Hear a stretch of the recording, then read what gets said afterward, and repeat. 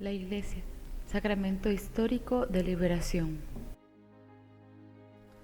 No es ninguna novedad entender la Iglesia como sacramento, y menos aún como sacramento de salvación. Jesús es el primero y fundamental sacramento de salvación, y la Iglesia, como continuadora y realizadora de Jesús, participa de ese mismo carácter. La novedad es hablar de la Iglesia como sacramento histórico de liberación.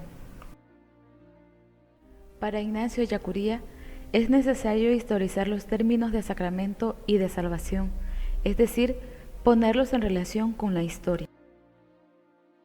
La sacramentalidad de la Iglesia se basa en que es cuerpo de Cristo, y este cuerpo de Cristo tiene que incorporarse a la realidad histórica del hoy. Jesucristo no solo tomó cuerpo en la historia, sino que se incorporó a la historia del hombre. Desaparecida su visibilidad histórica, le compete a la Iglesia seguir haciendo visible este cuerpo de Cristo y seguir optando por quienes Jesús optó, es decir, por los pobres. Para Ellacuría, el verdadero cuerpo histórico de Cristo son los pobres y los oprimidos del mundo. Esto nos llevaría a considerar que la Iglesia es Iglesia de los pobres y que como Iglesia de los pobres debe tomar cuerpo, incorporarse y comprometerse concretamente en la complejidad de la estructura social. La Iglesia realiza su sacramentalidad histórica anunciando y realizando el reino de Dios en la historia. Una Iglesia centrada sobre sí misma no es un sacramento de salvación, es más bien un poder más de la historia que sigue los dinamismos de los poderes históricos.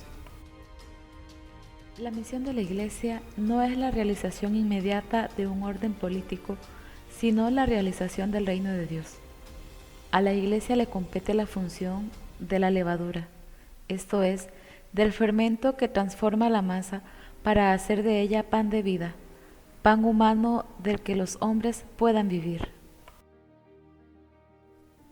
Así pues, la Iglesia, como sacramento universal de salvación, debe constituirse en sacramento de liberación.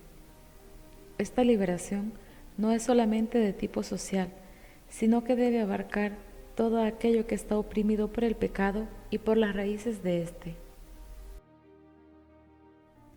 En efecto, esta debe configurarse como seguidora y continuadora de la persona y de la obra de Jesús.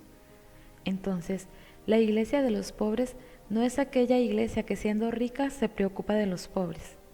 Tampoco lo es aquella Iglesia que estando fuera del mundo de los pobres le ofrece generosamente su ayuda.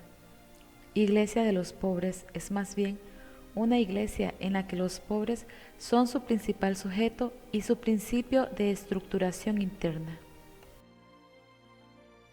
Si la iglesia se configura realmente como iglesia de los pobres, dejará de ser una iglesia instalada y mundanizada para convertirse de nuevo en una iglesia predominantemente misionera, abierta a la realidad, testigo creíble de Dios que opta y libera a un pueblo pobre y esclavizado, recuperando de esta manera su sacramentalidad original.